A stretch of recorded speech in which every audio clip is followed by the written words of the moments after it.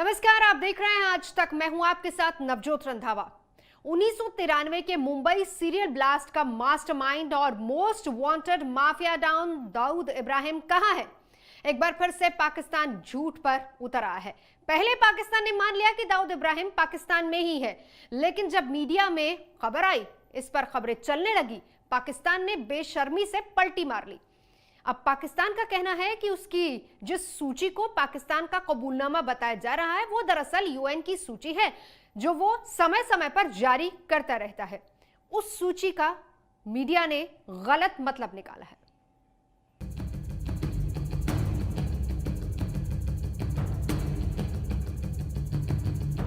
दाऊद इब्राहिम पर पाकिस्तान की हाँ ना।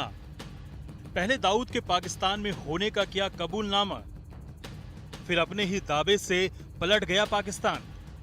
1993 के मुंबई ब्लास्ट के मास्टरमाइंड और most wanted mafia don Dawood Ibrahim को लेकर पाकिस्तान ने ऐसा रंग बदला है कि गिरगिट भी शर्म आ जाए। कल पाकिस्तान में दाऊद की मौजूदगी के कबूलनामे के बाद पाकिस्तानी विदेश मंत्रालय ने बयान जारी कर अपने ही कबूलनामे को खारिज कर दिया। पाक विदेश मंत्रालय का अब कहना है कि डी कंपनी का सरगना उसके देश में होने की बात झूठी है। पाकिस्तान के विदेश मंत्रालय ने बयान जारी करके कहा कि 18 अगस्त 2020 में 2 वैधानिक नियामक आदेश एसआरओ जारी किए थे, जिनमें तालिबान, इस्लामिक स्टेट्स और अलकायदा के प्रतिबंधित आतंकियों की सूची थी। इस लिस्ट में प्रतिबंधित आतंकियों के नाम और उनके बारे में जानकारी थी। ये सूची समय समय पर जारी होती है। ऐसे में ये मतलब निकालना गलत है कि इस एसआरओ के जरिए कुछ नए प्रतिबंध लगाए गए हैं। साथ ही ये दावा भी बेबुनियाद और भ्रामक है कि पाकिस्तान ने स्वीकार कर लिया है कि एक खास व्यक्ति पाकिस्तान में है। यानी पाकिस्तान के मुताबिक उसने सिर्फ संयुक्त राष्ट्र सुरक्षा परिषद की वैधानिक सूचना को फिर से प्रस्तुत किया है। इसमें उसकी कोई स्वीकारोक्ति नहीं है। साफ है, पाकिस्तान फिर झूठ बोल रहा है। डेकेड से भारत की इंटेलिजेंस एजेंसीज बोल रही हैं और बाकी दुनिया भर की जो मेजर इंटेलिजेंस एजेंसीज हैं वो जानती हैं कि दाऊद इब्राहिम आईएसआई का सबसे बड़ा मोहरा है और तमाम जो लॉजिस्टिक्स हैं टेररिस्ट ऑपरेशंस की, वो दाऊद इब्राहिम और उसका नेटवर्क हैंडल करता है। सवाल उठता है कि अगर पाकिस्तान को लगता है कि दाऊद उसकी सरजमी पर नहीं है, तो उसे यूएन की सूची हूबहू जारी करने की जरूरत क्यों पड़ी? क्या वो संयुक्त राष्ट्र की आंखों में भी धूल झोंकना चाहता है? सवाल ये है कि जब आप एक इस तरह के गुनहगारों को अपने आपने सहारा दिया, अपने आप पनपाया, उसके बाद अब आप इस बात का जिक्र भी नहीं करना चाहते। अब आप ये कहते हैं अच्छा प्रॉपर्टी है उसकी। अब पहले आपने कहा उसामा बिन लादेन से लेकर हाफिज सईद से लेकर दाऊद इब्राहिम से लेकर हर किस्म के अपराधियों को पाला गया, पोसा गया, खड़ा किया गया। हिंदुस्तान के खिलाफ जाइए, काम करिए, हिंदुस्तानियों को मारिए। तो जब तक ये आइडेंटिटी आपकी बदलेगी नहीं, तब तक वहां पे कुछ नहीं होने वाला। और फिर आप ये कहते हैं कि देखिए भारत जो है आइसोलेट हो रहा है। आपको बता दें कि पाकिस्तान जिस लिस्ट को यूएन की लिस्ट बताकर दाऊद को लेकर पलटी मार रहा है, उसमें दाऊद के साथ कुल 88 कुख्यात आतंकियों के नाम हैं।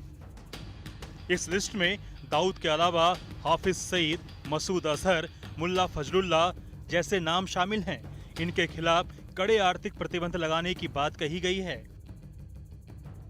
लिस्ट में न सिर्फ दाऊद इब्राहिम का नाम लिखा है, बल्कि ये भी बताया गया है कि दाऊद कराची के अपने बंगले व्हाइट हाउस में रहता है। जारी नोटिफिकेशन के मुताबिक दाऊद के सारे चल अचल संपत्ति जब्त करने और उसके बैंक खाते सील करने और उस पर शिकंजा कसने का भी हुक्म दिया गया है। पाकिस्तान ने 18 अगस्त को इस सिलसिले में 2 नोटिफिकेशन जारी कर 26/11 हमले के मास्टरमाइंड और जमात-उद-दावा के चीफ हाफिज सईद, जैश-ए मोहम्मद के चीफ मसूद अजहर और अंडरवर्ल्ड डॉन दाऊद इब्राहिम पर शिकंजा कसने की बात कही।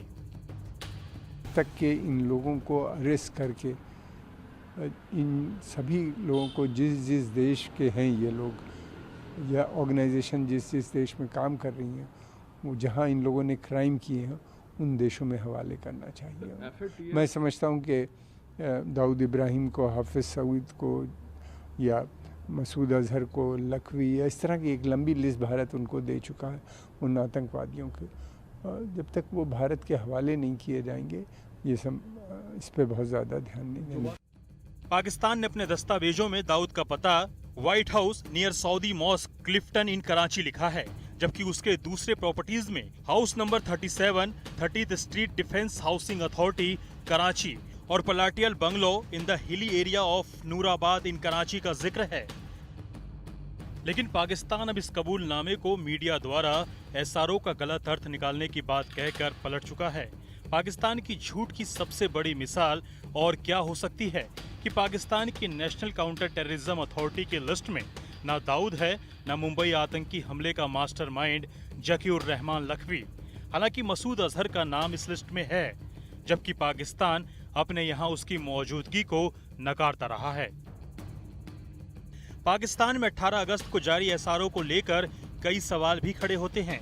पाकिस्तान ने दाऊद को अपना नेशनल आइडेंटिफिकेशन नंबर KC 285901 भी दे रखा है।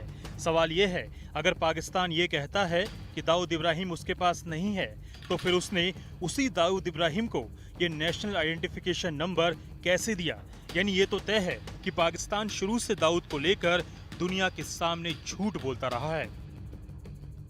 2003 में यूनाइटेड नेशनल काउंसिल ने बाकायदा एक ग्लोबल टेररिस्ट की लिस्ट जारी की थी, जिसमें दाऊद इब्राहिम का भी नाम था और पता था कराची के क्लिफ्टन रोड पर मौजूद व्हाइट हाउस का, जहां दाऊद रहता है। इसके बाद भारत सरकार ने इन सालों में नामालूम कितने डोजियर पाकिस्तान को दिए। पूरे उसके जुर्म बही खाता का पुलिंदा पाकिस्तान में जमा है, लेकिन पाकिस्तान ने आज तक माना ही नहीं कि दाऊद इब्राहिम उसके घर में है। अब पहली बार माना है, लेकिन उसके इस मानने का क्या असर होगा, क्या फायदा होगा, ये आने वाला वक्त ही बताएगा। हालांकि उम्मीद कम ही कीजिए। भारत पिछले 3 दशकों से दाऊद इब्राहिम के पाकिस्तान में छिपे होने का न सिर्फ दावा करता रहा है, बल्कि पाकिस्तान की आर्थिक राजधानी कराची में उसकी मौजूदगी से जुड़े कई ऐसे सबूत भी पेश किए हैं जिसे यूएन तक ने स्वीकार किया है। हालांकि एक सच ये भी है कि पाकिस्तान ने सिर्फ दाऊद को लेकर ही झूठ नहीं बोला। अलकायदा के चीफ ओसामा बिन लादेन के पाकिस्तान में छुपे होने को लेकर भी वो तब तक झूठ बोलता रहा जब तक अमेरिकी नेवी सील कमांडोज ने पाकिस्तान में घुसकर उसे ढेर नहीं कर दिया। 59 साल के दाऊद पर मुंबई ब्लास्ट की साजिश रचने के साथ साथ भारत में कई और आतंकवादी हमलों की साजिश में शामिल होने, मनी लॉन्ड्रिंग और हफ्ता वसूली का रैकेट चलाने, सुपारी लेकर हत्या करने समेत कई संगीन इल्जामों के साथ साथ अलकायदा और लश्कर ए तैयबा जैसे आतंकवादी संगठनों के लिए पैसे जुटाने का भी इल्जाम है। दिल्ली में गीता मोहन और मुंबई में शम्स ताहिर खान के साथ आज तक ब्यूरो। वैसे पाकिस्तान माने या ना माने, लेकिन यूएन की सूची जारी करना एक तरह से इस बात की मोहर है कि वो उस सूची में दी गई जानकारी से इत्तेफाक रखता है, और अगर ऐसा नहीं तो फिर उसने सूची क्यों जारी की? भारत लगातार दाऊद के पाकिस्तान की सरजमी पर होने का दावा करता रहा है। प्रधानमंत्री से लेकर रक्षा मंत्री और गृह मंत्री तक ने बार बार कहा है कि दाऊद का बचना अब नामुमकिन है।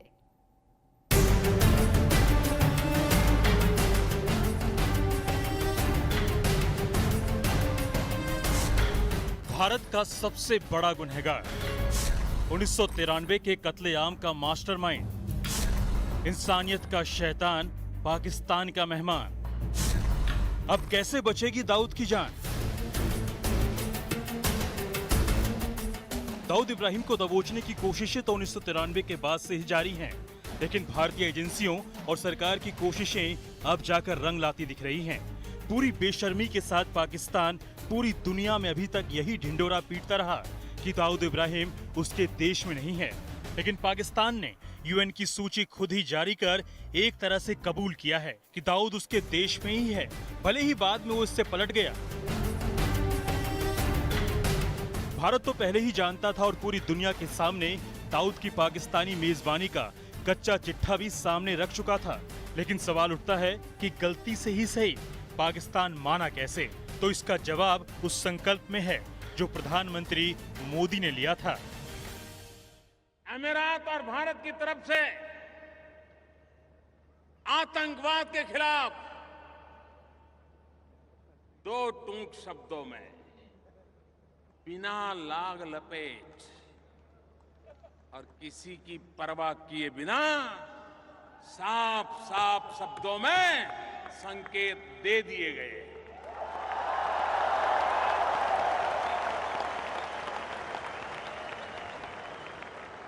आतंकवाद के खिलाफ एकता का स्वर आज इस धरती से उठा है। मैं इसे बहुत अहम मानता हूं। और इतना ही नहीं, समझने वाले समझ जाएंगे। भारत के इस नंबर 1 मोस्ट वांटेड को वापस लाने और कानून की चौखट पर खड़ा करने के लिए भारतीय एजेंसियों ने आकाश पाताल एक कर दिया। पाकिस्तान के चप्पे चप्पे पर दाऊद के निशान कहां-कहां हैं, इसका पूरा ब्यौरा भारतीय एजेंसियों के पास था। शनिवार को पाकिस्तान की इमरान सरकार ने दाऊद के जो पासपोर्ट नंबर बताए वो तो भारतीय एजेंसियों को 5 साल पहले से ही पता थे। 2015 के भारत के डॉजियर में ये नंबर साफ-साफ लिखे गए हैं। पाकिस्तान को भले ही कबूल करने में 5 साल लग गए, लेकिन भारत को अपने दावे पर कितना यकीन था, ये तत्कालीन गृह मंत्री राजनाथ सिंह ने संसद में ही बता दिया था। भारत के पास उसके पाकिस्तान में मौजूद होने की विश्वसनीय सूचनाएं हैं। अध्यक्ष महोदया, दाऊद इब्राहिम के पाकिस्तानी पासपोर्टों और पाकिस्तान में उसके कथित पतों सहित उससे संबंधित अन्य ब्यौरा समय समय पर पाकिस्तान को इस अनुरोध के साथ मुहैया कराया जाता रहा है कि वे उसका पता लगाएं। दाऊद इब्राहिम को भी पता है कि उसके गुनाहों का अंजाम कभी न कभी उसे भुगतना ही है। इसलिए 2019 में मोदी सरकार की वापसी के बाद पाकिस्तान में बैठा डॉन बेचैन हो गया था और आईएसआई से अपनी सुरक्षा को लेकर चिंता भी जताई थी। ऐसी खबर है कि दाऊद की इसी फिक्र के चलते आईएसआई ने उसके ठिकाने भी बदले थे, लेकिन उसके हर बदलते ठिकाने की खबर हिंदुस्तान के पास है। पाकिस्तान की रणनीति भले ही एफएटीएफ के प्रतिबंधों को धता बताने की हो, लेकिन सच तो यह है कि भारत सरकार की घेरेबंदी और अंतर्राष्ट्रीय समुदाय के दबाव के चलते पाकिस्तान को दाऊद एक ऐसा बोझ लगने लगा है जिससे छुटकारा पाने में ही उसकी भलाई है। दिल्ली से गीता मोहन के साथ आज तक ब्यूरो। सीधे चलेंगे, कमलजीत संधू इस वक्त हमारे साथ जुड़ गई हैं। कमलजीत, सबसे बड़ी बात तो ये कि पहले आप सूची में डालते हैं, फिर उसके बाद आप पलट जाते हैं। क्या बताना दिखाना चाहता है पाकिस्तान की? बहुत पाक साफ है। वैसे कोई हैरानी की बात नहीं है। पाकिस्तान ने हमेशा अपने आप को एक एम्बिगुअस यानी दोहरी नीति अपनाई है। कहने को अपने आप को विक्टिम ऑफ टेरर बताता है, लेकिन दूसरी तरफ से आतंक को ही बढ़ावा देता है। 88 लिस्ट है जो यूएनएससी की तरफ से जारी हुई है और पाकिस्तान ने कहा है कि जो इंडिविजुअल्स नेम किए गए हैं यानी नाम दर्ज हुए हैं, उनको भी कंप्लायंस के तौर पे स्टैट्यूटरी रेगुलेटरी ऑर्डर के तहत उन्होंने सूची जारी की है। यानी अपनी तरफ से तो नहीं मान रहे हैं, लेकिन वो कंप्लायंस कर रहे हैं। उनका मकसद साफ है कि फाइनेंशियल एक्शन टास्क फोर्स यानी जो पेरिस बेस्ड ऑर्गेनाइजेशन है, जहां पे उन्हें ग्रे लिस्ट किया गया है और ब्लैक लिस्ट होने की बात की जा रही है, उससे बचने के लिए यानी फाइनेंशियल ट्रांजैक्शंस और फाइनेंशियल एक्शन से बचने के लिए ये पूरी मुहिम की गई है। पर खास तौर पे ये पहली बार नहीं है कि दाऊद का नाम दिया गया है। भारत ने लगातार पिछले कई सालों में कई बार डॉजियर दिए हैं और ये डॉजियर इंडिया टुडे और आज तक के पास रहे भी हैं और उसमें पासपोर्ट से लेके एड्रेसेस कई बार उन्हें दिए गए हैं। इमरान खान का एक वीडियो दोबारा वायरल हो रहा है जहां पे वो इंडिया टुडे और आज तक के कॉन्क्लेव में आए थे और कहा था कि अगर मैं प्रधानमंत्री बनता हूं तो मैं इस पर एक्शन लूंगा। पर सवाल ये होता है कि पाकिस्तान का रवैया इतने सालों से बदला क्यों नहीं है? कहने के लिए वो कहते हैं कि हम ही विक्टिम हैं और दूसरी तरफ से आतंक को अपनी जगह पे बढ़ावा देते हैं। 1993 का ब्लास्ट एक्यूज रहा है, तो दाऊद नंबर 1 पे आता है मोस्ट वांटेड के। अगर पाकिस्तान की नीयत इतनी ही साफ होती तो उन्हें पहले तो मानना होगा कि दाऊद वहां पे है। व्हाइट हाउस का एड्रेस है, उसके अलावा 6 और एड्रेस दिए गए हैं दाऊद के। उसका बिजनेस वहां पे चलता है, ये सब बच्चा बच्चा तक जानता है, लेकिन पाकिस्तान इसे कबूलने के लिए तैयार नहीं है। तो खास तौर पे बाकी जो इंटरनेशनल कम्युनिटी है, चाहे वेस्टर्न वर्ल्ड हो, सबको मालूम है कि पाकिस्तान क्या करना चाह रहा है और वो इस तरह से अपने आप को सीधा सीधा एक्सपोज ही करता है। आपने सही जिक्र किया कमलजीत, क्योंकि इंडिया टुडे कॉन्क्लेव में खुद ये बात इमरान खान ने कही थी। हालांकि उस वक्त प्रधानमंत्री नहीं थे, लेकिन अब उसी कुर्सी पर काबिज हैं। तो क्या ये माना जाए कि मजबूरियां हैं प्रधानमंत्री की? सरकार प्रधानमंत्री या फिर इमरान खान नहीं चला रहे हैं, सरकार सेना चला रही है वहां पर, और इसीलिए पलटी भी मार लेते हैं। पहले लिस्ट जारी होती है, कबूल किया जाता है, फिर उसके बाद इनकार हो जाता है। देखिए, दोहरी नीति अभी की नहीं है। पाकिस्तान में सेना और आईएसआई काफी हद तक सरकार को चलाते हैं और कई हद तक ये भी कहा जाता है कि इमरान खान भी उन्हीं के इशारे पे चलते हैं। लेकिन अब जो बात सामने आ रही है, इंटरनेशनल प्रेशर बढ़ता जा रहा है। उसामा बिन लादेन से लेकर दाऊद तक हर कोई पाकिस्तान में पाया जाता है और इस वजह से अब एक इंटरनेशनल कम्युनिटी की तरफ से, और ये हम आपको बता दें कि कई चार्जशीट्स फाइल हुई हैं, इन्वेस्टिगेशन, अनेक पुलिस इन्वेस्टिगेशन हुई हैं, एनआईए की इन्वेस्टिगेशन हुई है, उसकी चार्जशीट में साफ साफ पाकिस्तान का रोल आया है। कहीं कोई आतंकी हमला होता है, चाहे कश्मीर में हो चाहे बाहर हो, उसका एक ऑडियो जारी होता है, उसका जो आईपीएल लिंक है वो पाया जाता है। तो अगर हम बात करें कि किस तरह से तार जोड़े जाते हैं सबूतों के साथ, भारत ने हमेशा कोशिश की है कि जितना एविडेंस है वो दिया जाए, पर उसके बावजूद अगर हम बात करें, काफी हद तक पाकिस्तान ने डिनायबिलिटी रखी है और अब वो घेर में आता जा रहा है और भारत की तरफ से लगातार प्रेशर जारी है। जी जी, कमलजीत नजरा बना रखे, शुक्रिया पूरी जानकारी के लिए। कमलजीत संधू जिनसे हम बात कर रहे थे। बहरहाल मोस्ट वांटेड आतंकी दाऊद पर पाकिस्तान पलट गया, लेकिन उसकी हर चाल बेनकाब होती जा रही है। पाकिस्तान ने ये मान लिया है कि वो आतंकियों की पनाहगाह है, आतंकियों की शरण स्थली है, और जब उस पर दबाव था FATF का, क्योंकि उस पर आर्थिक पाबंदी लग जाती, तो मजबूरी में उठाया गया कदम है। ऐसे तो पाकिस्तान में ओसामा बिन लादेन भी अब्टाबाद में छुपा था, पाकिस्तान मानता नहीं था। अब जब दाऊद इब्राहिम के बारे में पाकिस्तान ने मान लिया, तो तुरंत दाऊद इब्राहिम को, जो मुंबई ब्लास्ट का मुख्य हमलावर है, भारत के हवाले करना चाहिए। पाकिस्तान में सरकार नाम की कोई चीज़ है नहीं, उनको आर्मी चलाती है, उनको ISI चलाती है। तो एक तो साफ झूठ कि दाऊद इब्राहिम का जो सच था, जो पाकिस्तान में नहीं है, वो बाहर आ गया है। और इसके साथ आने वाले समय में हम खुद देख लेंगे कि पाकिस्तान अपनी बातों पे कितना सही उतरता है। आज तक नहीं उतरना, आगे भी उतरने वाला नहीं। तो पाकिस्तान भले ही पलटी मार गया हो, लेकिन आज तक ने 9 साल पहले यानी कि 2011 में कराची में दाऊद इब्राहिम का घर ढूंढ निकाला था। हम आपको वो रिपोर्ट दिखाते हैं। टी कंपनी का सरगना दाऊद इब्राहिम, अंडरवर्ल्ड डॉन दाऊद इब्राहिम। आज तक आपने सुना होगा कि कराची में रहता है दाऊद। कराची के क्लिफ्टन रोड में है दाऊद का ठिकाना, आपने ये भी सुना होगा। लेकिन आज तक आपको दिखाने जा रहा है डॉन का वो घर जहां पिछले कई सालों से देश के मोस्ट वांटेड ने बना रखा है अपना आशियाना। जी हां, दिल थाम कर बैठिए, टीवी पर पहली बार दिखेगा दाऊद का घर।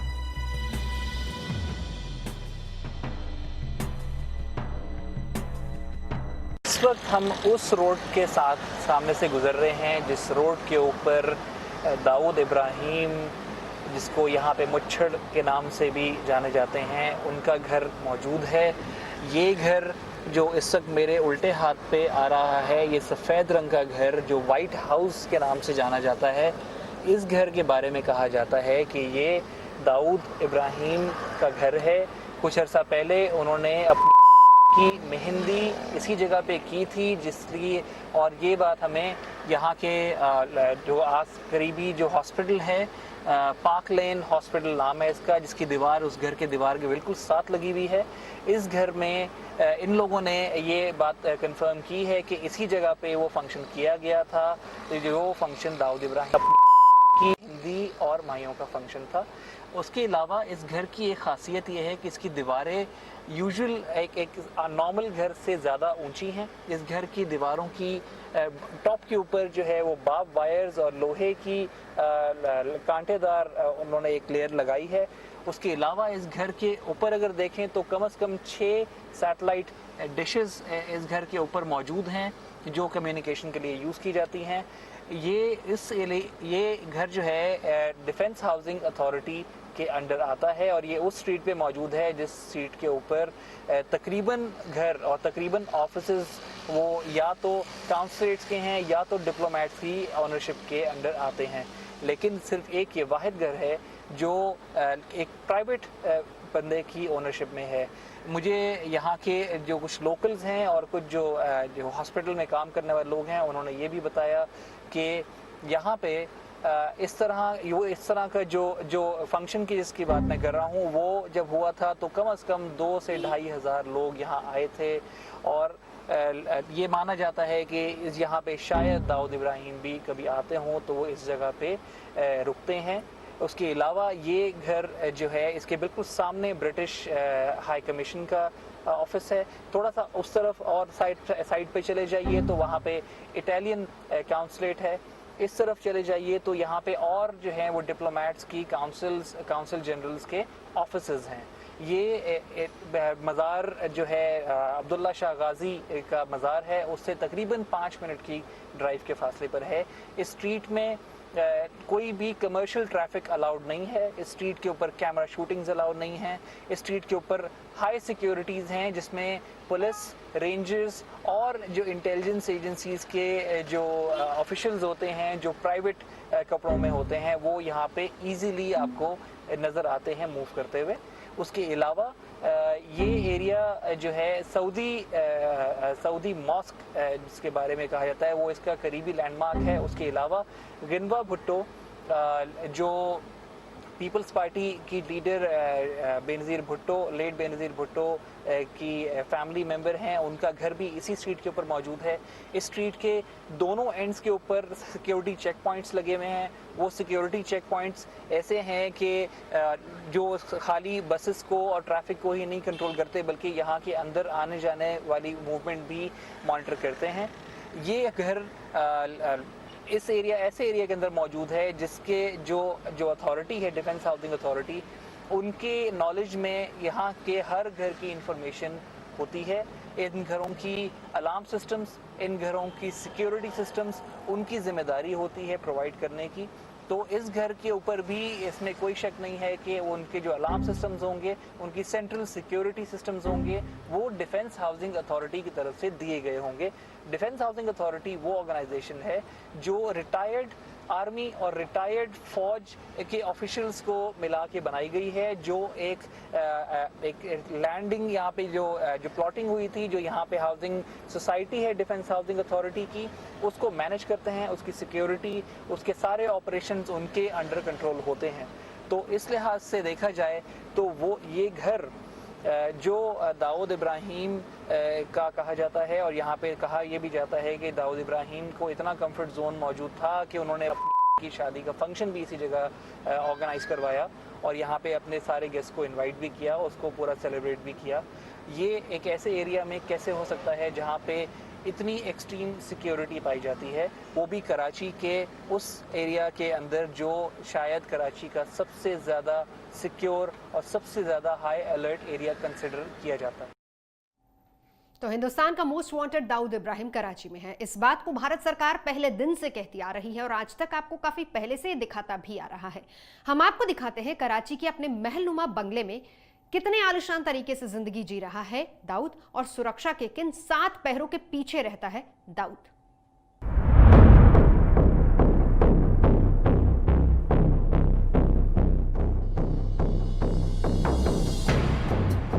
यह है पाकिस्तान का कराची शहर, जहां से ऑपरेट कर रहा है दाऊद इब्राहिम का गिरोह। वैसे तो कराची की इन गलियों में ट्रैफिक की मारामारी रहती है, लेकिन जब दाऊद का काफिला निकलता है तो गलियां और सड़कें खाली करा ली जाती हैं। यह जलवा है डॉन का।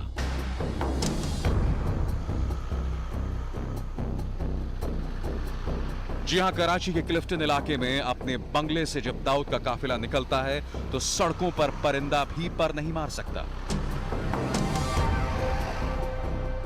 दाऊद के काफिले में एक ही रंग की ज्यादातर लैंड क्रूजर गाड़ियां हैं। अपने काफिले में किस तरह की सुरक्षा का बंदोबस्त करता है डॉन, सुनिए ओपी चटवाल की जुबान से। बताते हैं, बड़ा लंबा काफिला है गाड़ियों का, 10-15 गाड़ियां लैंड क्रूजर चलती हैं और बुलेट प्रूफ गाड़ियां हैं। ये बातें कितनी सही हैं, क्या है, किस तरह? काफ़ी हद तक सही है, क्योंकि सुरक्षा प्रदान करने के लिए ये नॉर्मल प्रैक्टिस होती है कि जो सुरक्षित व्यक्ति है, प्रोटेक्टेड व्यक्ति है, वो किस गाड़ी में चल रहा है, दूसरे लोगों को पता ना चले। इसलिए ये नॉर्मल प्रैक्टिस के हिसाब से 6-7 गाड़ियां कम से कम चलती हैं और ये नहीं एक जैसी गाड़ियां चलती हैं ताकि पता ना चले कि दाऊद किस में चल रहा है। दाऊद इब्राहिम को जहां कई देशों की खुफिया एजेंसियों से एनकाउंटर का अंदेशा है, वहीं अपने जानी दुश्मन छोटा राजन से भी हमले का खतरा है। यही वजह है कि डॉन चाहे अपने बंगले के अंदर दाखिल हो रहा हो, चप्पे चप्पे पर कमांडो और प्राइवेट गार्ड्स तैनात रहते हैं।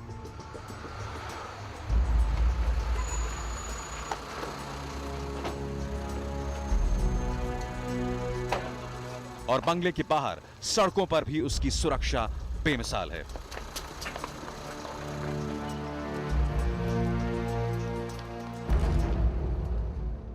कहा तो ये ज्यादा है कि ISI की देखरेख में ही उसको सिक्योरिटी प्रदान की हुई है और उनके गनर्स के पास AK-47 सब तरह के मॉडर्न हथियार उनके पास है। हर तरह के मॉडर्न हथियार। तो हर वक्त 30-40 लोगों का घेरा रहता है। जितनी जरूरत हो 30-40 कम भी हो सकते हैं, ज्यादा भी हो जाते हैं, जैसी आवश्यकता हो उनको सिक्योरिटी प्रदान की हुई। आज तक को मिली जानकारी के मुताबिक दाऊद की सुरक्षा हमेशा 3 घेरों में रहती है। डॉन की हिफाजत का पहला घेरा उसके शूटर छोटा शकील और भाई अनीस के जिम्मे ही रहती है। शकील कभी भी पिस्तौल के बगैर घर से कदम बाहर नहीं रखता। दूसरे घेरे में डॉन के रिश्तेदार या उसके गुर्गे ही रहते हैं, जिन्हें AK-47 और कार्बाइन से लैस पठानी सूट में देखा जा सकता है। और तीसरे घेरे में वर्दीधारी कमांडो रहते हैं, जो उसे ISI की मेहरबानी से मिले हैं।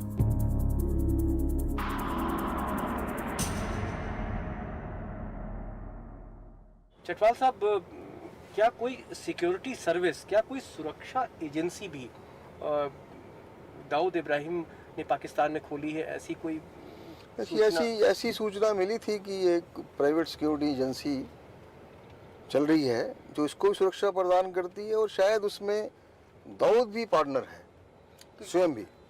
ये सुरक्षा एजेंसी कौन लोग चला रहे हैं? ये जो पता चला है, आर्मी के रिटायर्ड ऑफिसर्स और सोल्जर्स, वो लोग चला रहे हैं। इस कड़ी सुरक्षा के बाहर डॉन की जो अपनी दुनिया है, वो इतनी रंगीन और चकाचौंध कर देने वाली है जो किसी का भी होश उड़ा सकती है। और आज तक पर सुबह 9 बजे में बिना ब्रेक के खबरों का सिलसिला लगातार जारी है। आगे बढ़े उससे पहले नजर हेडलाइंस पर। नमस्कार, मैं हूं अंजना ओम कश्यप। हमें उम्मीद है ये वीडियो आपको पसंद आया होगा। लेटेस्ट खबरों के लिए यूं ही देखते रहिए आज तक, और इस वीडियो के पसंद आने पर लाइक, शेयर एंड सब्सक्राइब करना ना भूलें।